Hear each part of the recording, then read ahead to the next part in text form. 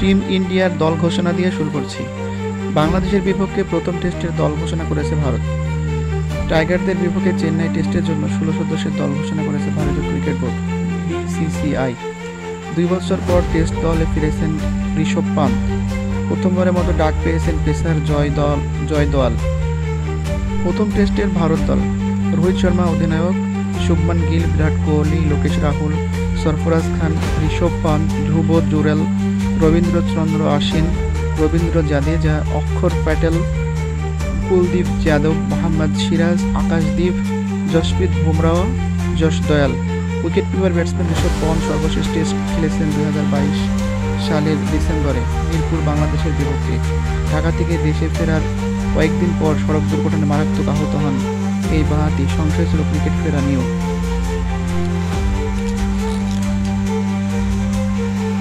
এদিকে বাংলাদেশ ভারত টেস্ট নিয়ে মুখ খুলেছেন সৌরভ গাঙ্গুলী। সাদা পোশাকে দুর্দান্ত সময় পার করছে বাংলাদেশ ক্রিকেট দল। সদ্যই পাকিস্তানকে চাঁদের ওই ঘরের মাটিতে বাংলাবাস করেছে টিম টাইগার্স। রাওয়ালপিন্ডিতে শেষ হওয়া 2 ম্যাচের টেস্ট সিরিজে পাকিস্তানকে 2-0 ব্যবধানে হারায় টাইগাররা। এবার ভারতের বিপক্ষে ধারাবাহিকতা ধরে রাখতে মরিয়া নাজমুল হোসেন দল। সাম্প্রতিক পারফরমেন্স বিবেচনায় বেশ ফুরফুরে বাংলাদেশ দল। ভারতের মাটিতেও দাপটে দেখবে বাংলাদেশ, এমনটাই প্রত্যাশা ভক্তদের। এই বিষয়ে মুখ খুললেন ভারতের সাবেক তারকা ক্রিকেটার সৌরভ গাঙ্গুলী। গতকাল সোমবার 9 সেপ্টেম্বর এক বিশেষ বার্তায় পিটিআইয়ের বরাতে ইন্ডিয়ান এক্সপ্রেস জানিয়েছে বাংলাদেশকে হালকাভাবে নিচ্ছেন সৌরভ গাঙ্গুলী। শুরুতে পাকিস্তানের সমালোচনা করে সৌরভ বলেন, আমি পাকিস্তানের প্রতিভার অভাব দেখতে পাচ্ছি। পাকিস্তানের কথা ভাবতেই জাভেদ মিয়াঁদাদ, ওয়াসিম আকরাম, ওয়াকার ইউনুস, সাইদ আনোয়ার, মোহাম্মদ ইউনুস খানকে মনে পড়ে। কিন্তু ওরা তো আর এখন জেতাতে পারবে না। প্রত্যেক প্রজন্মের ভালো ক্রিকেটার দরকার। কিন্তু ভারতের মাটিতে একদিনের বিশ্বকাপ, ওয়েস্ট ইন্ডিজ T20 বিশ্বকাপ ও তার বাংলাদেশের বিপক্ষে ওদের যে খেলা দেখলাম, তা থেকেই প্রমাণিত হয় যে ক্রিকেটের উঠে আসা যারা আসছেন ওদের একই দিকে নজর দেওয়া উচিত। বাংলাদেশ প্রসঙ্গে সৌরভ গাঙ্গুলী বলেন, পাকিস্তান গিয়ে ওদের হারাচ্ছে সহজেই, তাতে সিরিজ জেতার জন্য বাংলাদেশকে শুভেচ্ছা। কিন্তু ভারত খেলা সম্পূর্ণ আলাদা। ঘরের মাঠে হোক বা বিদেশে, ভারত খুবই শক্তিশালী দল। তাই আমি বাংলাদেশের কোনো আশাও দেখছি না ভারত সিরিজ জিতবে। সবকিছু ঠিক থাকলে আগামী 15 সেপ্টেম্বর ঢাকা ছাড়ার কথা বাংলাদেশ দলের। ভারতের বিপক্ষে প্রথম টেস্ট অনুষ্ঠিত 19 সেপ্টেম্বর থেকে 23 সেপ্টেম্বর পর্যন্ত।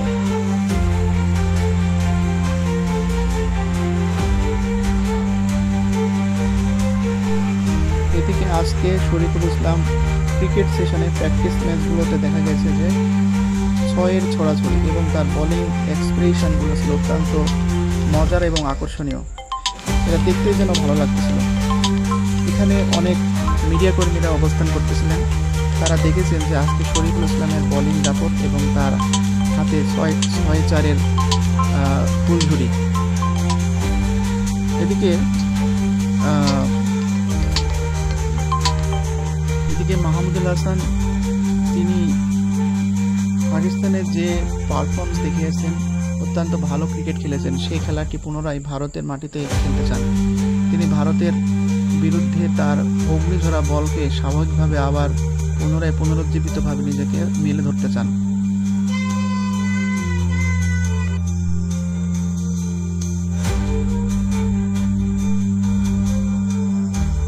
এদিকে ভারত সিরিজ নিয়ে মুখ খুলেছেন লিটন কুমার দাস। রাওয়ালপিন্ডিতে পাকিস্তানের বিপক্ষে দুর্দান্ত দাপট দেখিয়েছে টাইগাররা। প্রকৃত টেস্ট মেজাজ খেলে পাকিস্তানকে ধবল ধোলাই করেছে নাজমুল হোসেন শান্তর দল। রাওয়ালপিন্ডিতে সর্বশেষ টেস্ট হয়েছে 2003 সালের। এর 16 দিন পর 19 সেপ্টেম্বর চেন্নাই বাংলাদেশের দল মুখোমুখি হয় ভারতের বিপক্ষে। আজ মিরপুর বাংলাদেশ শেরেবাংলা ন্যাশনাল স্টেডিয়ামে আসন্ন ভারত সিরিজ নিয়ে সংবাদ মাধ্যমের সঙ্গে কথা বলেছেন টাইগার ব্যাটার লিটন কুমার দাস। তিনি বলেছেন, অনেক ভালো দল, আমাদের জন্য বড় চ্যালেঞ্জ। এদিকে নাহিদ রানা তার কাছে সাক্ষাৎকার নিতে গেলে তিনি বলেন, আমি কারো মতে হতে চাই না। সত্যি কথা বলতে গেলে ওভাবে কাউকে ফলো করি না, তবে আমার বাংলাদেশের সব পেসারদের ভালো লাগে, কারণ ওদের খেলা টিভিতে দেখে বড় হয়েছি।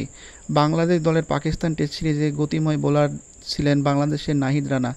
নাহিদ বলেছেন, 152 বা এর চেয়ে বেশি জোরে বল করতে পারলে আমার ভালোই লাগে।